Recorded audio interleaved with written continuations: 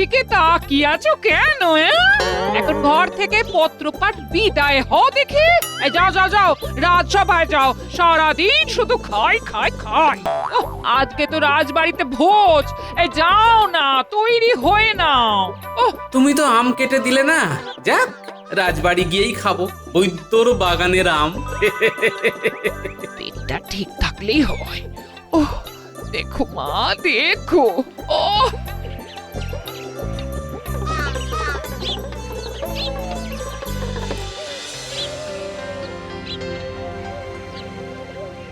প্রতি বছরের মতো এই বছরও আপনাদের মহারাজ তার সভাসদদের কাজের প্রতি সন্তুষ্ট হয়ে একটি ভোজসভার আয়োজন করেছেন।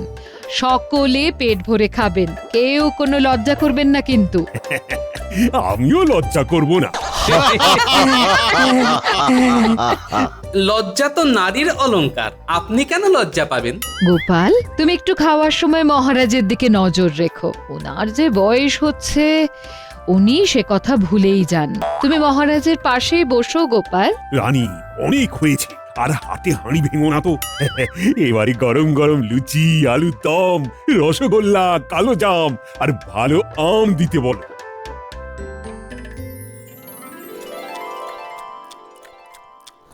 রানীমা, আপনি কখন খেতে বসবেন? আমাদের তো খাওয়া প্রায় হয়েই এলো। আজকের দিনে আমি সবার শেষে খাবো।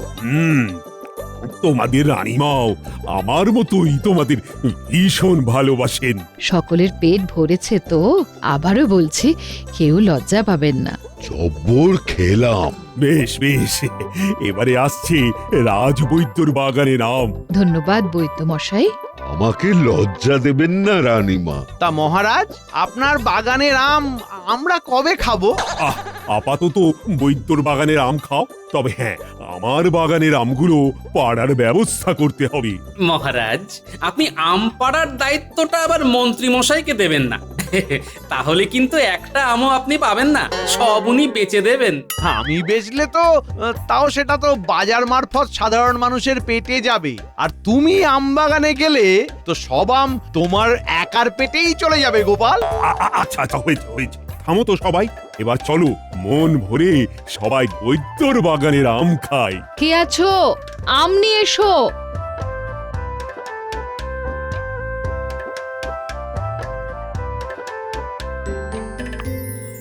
ও বাবা, মহারাজের পাতে কত বড় আমের চাকলা, কত ছাড়া আমার পাতে দিতে পারলো না। আহ আহ কি মিষ্টি আম গো বৈদ্য। হ্যাঁ, খান খান, সবাই মন ভরে খান। সবাই প্রাণ ভরে খাও। হ্যাঁ হ্যাঁ হ্যাঁ। মহারাজ এখন ওদিকে গল্পে মত্ত। আমার ছোট আমটা মহারাজকে দিয়ে ওনার বড় আমটা আমি তুলে নেব। আমগুলো সব খেতে লাগছে চিনির মতো মিষ্টি।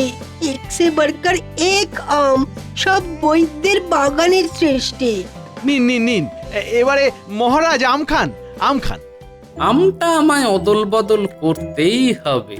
ওহ ভগবান, আজ তোমার পরীক্ষা দেখি। মহারাজ ওদিকে তাকিয়ে এই সুযোগে আমটা বদলা বদলি করে নি।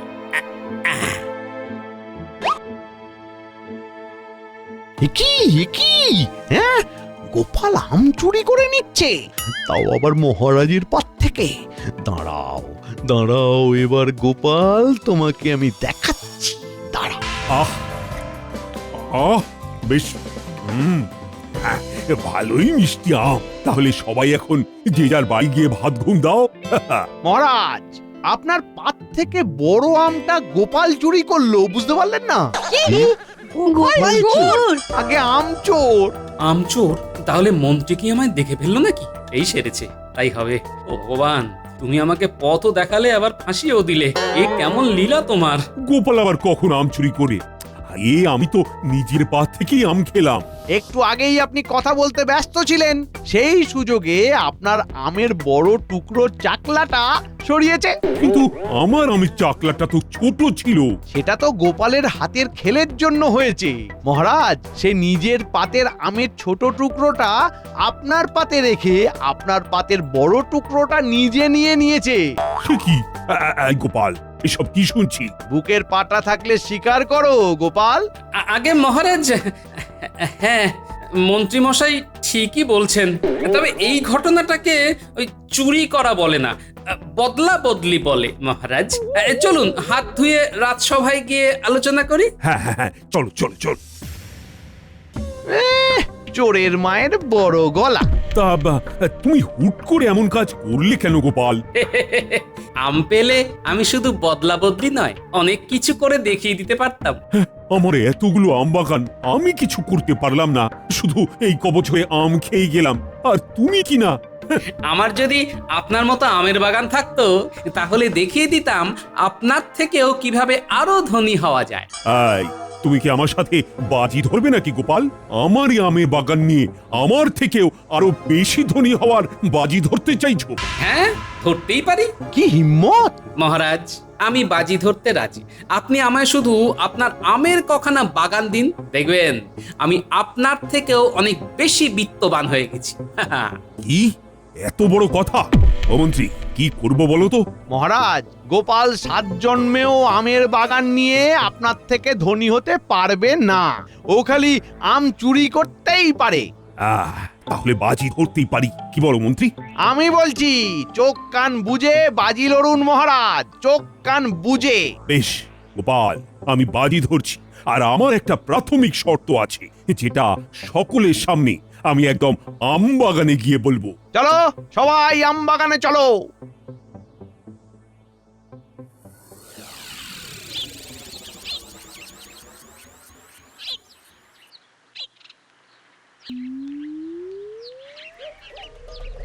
সকলের সামনে আমি আমার এই দক্ষিণের এবং ওই দিকের পূর্বের আমবাগান গোপালকে 3 মাসের জন্য অর্পণ করলাম। গোপাল, ঠিক 3 মাস বাদে যদি তুমি এই বাজি না জিততে পারো, তাহলে পরিবার নিয়ে তোমায় এই রাজ্য ছাড়তে হবে। আর মহারাজ, যদি আমি জিতে যাই তাহলে? তাহলে এই রাজ্যের নাম পরিবর্তিত হয়ে তোমার নাম অনুসারে হবে গোপাল নগর। কি রাজি তো? হ্যাঁ মহারাজ, আলবাত রাজি।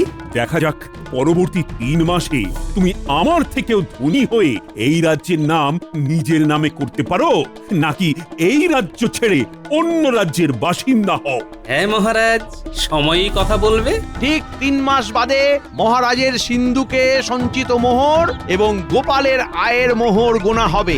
দেখা যাক কে জেতে আর কে হারে।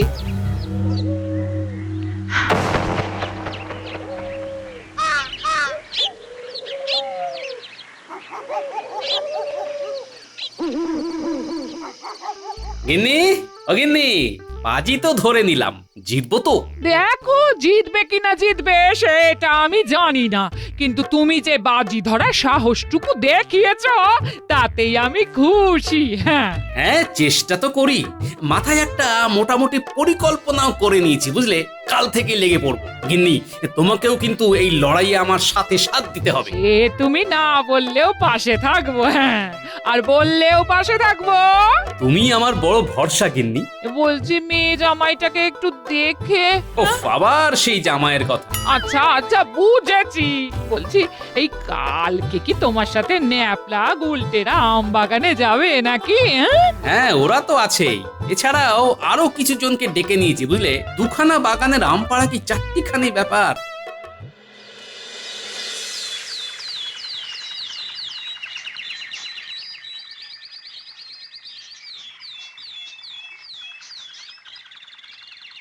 দাদু, ও দিদা, দরজা খোলো। আমরা এসে গেছি। আম বাগানে যাই রে যাই।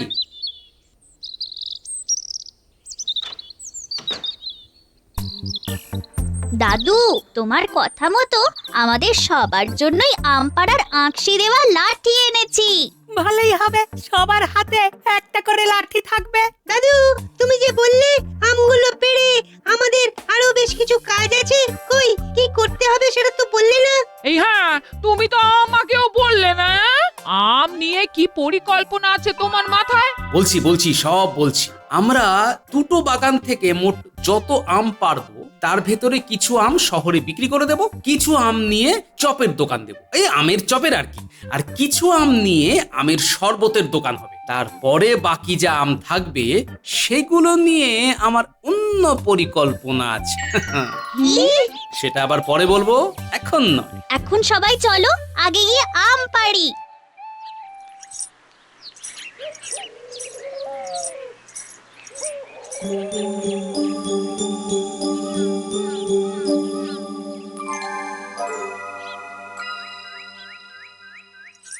কি মহারাজ, সকাল হতে না হতে মুখ এত গম্ভীর কেন? ছাদ থেকে দেখলাম গোপাল আম বাগান থেকে আম পেড়ে গরুর গাড়ি বোঝাই করে নিয়ে যাচ্ছে। মহারাজ, গোপাল আপনাকে টেক্কা দেওয়ার বাজি ধরেছে বলে মুখ ভার করে আছেন, নাকি আশঙ্কা করছেন গোপাল সত্যি সত্যি যদি আপনার থেকে ধনী হয়ে যায়? কি হয়েছে যদি একটু মন খুলে বলেন। আশঙ্কা করছি, সেই জন্যই তো মুখ ভার। আরে গোপালের মাথায় প্রচুর বুদ্ধি, সেটা তুমি তো জানোই। যদি সে সত্যি সত্যি বাজি জিতে যায় তাহলে কৃষ্ণনগরের নাম বদলে গোপালনগর হয়ে যাবে। ভাবো তো কি লজ্জা। উপরওয়ালাকে ডাকুন যাতে আপনার মান সম্মান বজায় থাকে।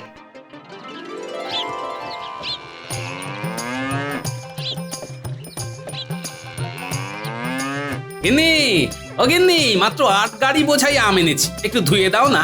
মা, বাবা, টুকি, আমি আপনাদের বাড়িতে একটু ঢুকি। এই কে কে কে রে? গলাটা খুব চেনা চেনা লাগছে। মা, আমরা। ওহো মা, আয় আয় আয়, এসো এসো বাবা জীবন, এসো, আয় মা আয়। উফ, ভালো আছেন বাবা? একটু আগে পর্যন্ত ভালোই ছিলাম বাবা, কিন্তু এখন অসুস্থ বোধ করছি বাবা। অসুস্থ লাগছে? ভগবানকে ডাকুন, কার যে কখন কি হয়। মনে হচ্ছে ঠিক সময়ে এসেছি। কি কি বললে? আর তোমরা এখন এইখানে? কি ব্যাপার? হাওয়া বদল করতে চলে এলাম টুকুস করে। কদিন থেকে তারপর যাব বাবা।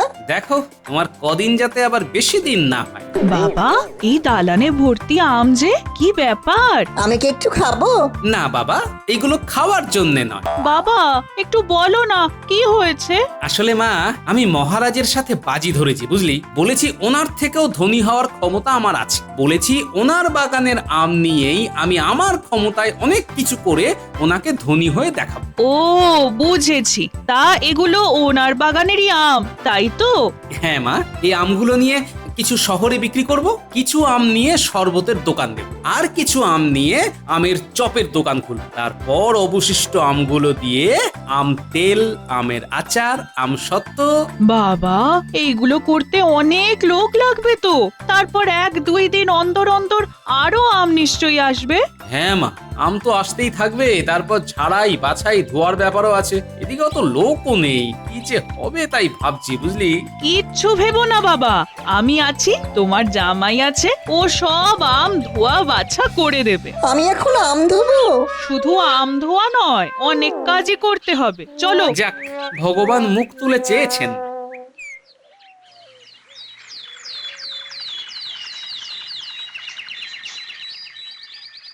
তাহলে আমি বেরোলাম। হ্যাঁ, শহরে আমগুলো বেচে ফিরতে ফিরতে প্রায় সন্ধে হয়ে যাবে বুঝলে। আমিও তাহলে আমের শরবতের ঠেলা গাড়ি নিয়ে বেরোচ্ছি। আমি আর জামাই তাহলে বিকেলের দিকে আমের চপের দোকান খুলতে যাব। হ্যাঁ, সবাই সাবধানে থেকো, মনে রেখো এই লড়াইটা আমাদের মাস 2-3 ধরে করতে হবে। আমরা কখনোই ব্যবসার থেকে অর্জিত টাকা নিজেদের কাজে লাগাবো না। যা রোজগার হবে তাই দিয়েই আবার ব্যবসার মূলধন অর্থাৎ আম কিনবো। মহারাজ ভেবেছেন তুমি একা কি করবে? এখন আমরা সবাই সবাই তোমার পাশে আছি। হ্যাঁ,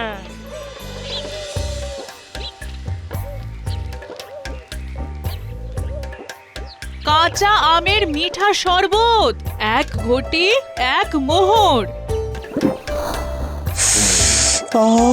কি দারুণ চপের গন্ধ, খেতে ইচ্ছে করছে। রসে ভরা দারুণ আম, 5 মোহরে 1 সের।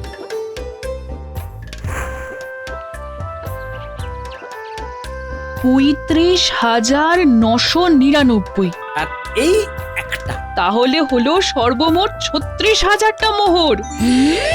আমি ভাবতেই পারছি না গো।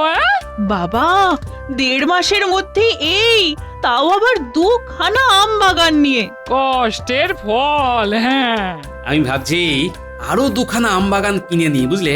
বর্ষাকাল আসছে, এইবারেই তো আসল খেলা শুরু হবে। হ্যাঁ হ্যাঁ বাবা, কিনে নাও। আমি তাহলে ভালো আমের চপ ভেজেছি, বলুন। হ্যাঁ বাবা, তুমি আমের চপ ভাজায় দক্ষতা অর্জন করেছো।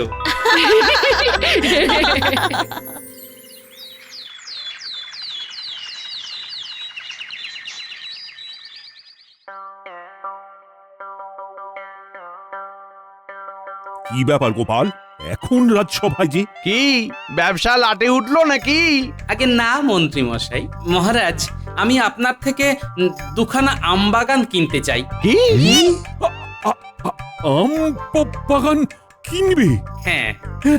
এত সমৃদ্ধি হয়েছে তোমার। এই মন্ত্রী, আমার মোহর গোনো, তারপর গোপালেরটাও গুনবে। 3 মাস হতে পারলো না, এখনই কিনা বাগান কিনতে চায়। মোহর তো গোনাই আছে, আর কত আছে সেটা একটা কাগজের মধ্যে লেখাও আছে। আমি এক্ষুনি সিন্ধুক থেকে নিয়ে আসছি।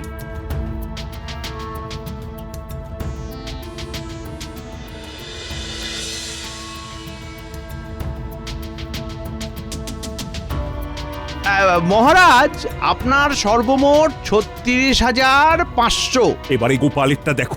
আমি হিসেব করেই রেখেছি মহারাজ, এত মোহর আনতে পারিনি। তা তোমার হিসেবে কত হয়েছে শুনি? মোট 36,000 আছে। কি ব্যাপার গোপাল? 500 মোহরে আমি এখনো এগিয়ে আছি। তুমি কখনোই আমায় টেক্কা দিতে পারবে না।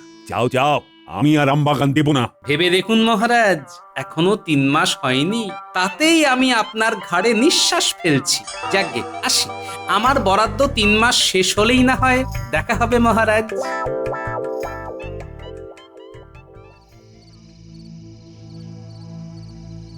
কি ব্যাপার গিন্নি, সারা বাড়ি অন্ধকার করে বসে? মন খারাপ লাগছে গো, এই মেয়েটা চলে গেল। হ্যাঁ, তুমি সারাদিন কোথায় ছিলে?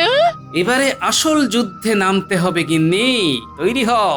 আর এই যুদ্ধে জিতে গেলেই আমি নিজে তোমায় মেয়ের বাড়ি দিয়ে আসবো। কি যুদ্ধ? কিছুই না, অতিরিক্ত আমগুলো দিয়ে এবারে বয়াম বয়াম তোমার এই জাদু হাত দিয়ে আচার আর আম তেল বানাতে হবে গিন্নি। এই আচার আর আম তেল বর্ষাকালে শহরে প্রচুর দামে বিকবে। বলো কি, আমি আম দিয়ে নানা ধরনের আচার বানাবো। হ্যাঁ, আমি আজ শহরে গিয়ে সব খোঁজ নিয়ে নিয়েছি। তোমাকে সাহায্যের জন্য 4 জন মহিলাকেও বলে এসেছি। এছাড়া আমিও হাত লাগাবো। কাল থেকেই অভিযান শুরু। আচার বিক্রি হলেই তো তুমি বাজিতে জিততে যাবে। এখন যে কটা আম আছে সেগুলো দিয়ে আচার বানাও, আর আমি বাজার থেকে 6,000 মোহরের কাঁচা আম কিনে আনবো। সেগুলো দিয়েও আচার আর আম তেল বানাবো, বুঝলে? জয় মা, জয় মা।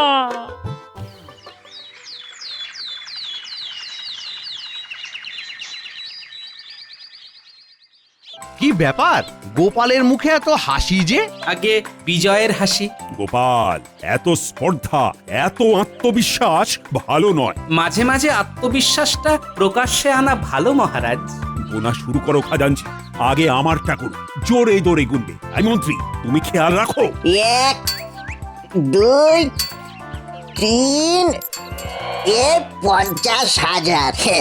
মহারাজের সর্বমোট 50,000 মোহর। এবারে গোপালেরটা গুনো। চিন্তা নেই খাজাঞ্চি, চিন্তা নেই। তোমায় 50,000 অবধি এবার গুনতে হবে না।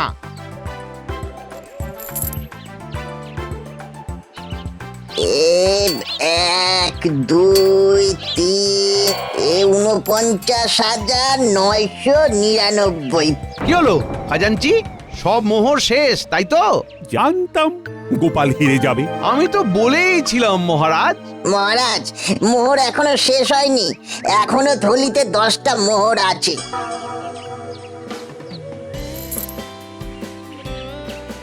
মানে গোপাল দাদা সর্বমোট 50,000 9খানা মোহর।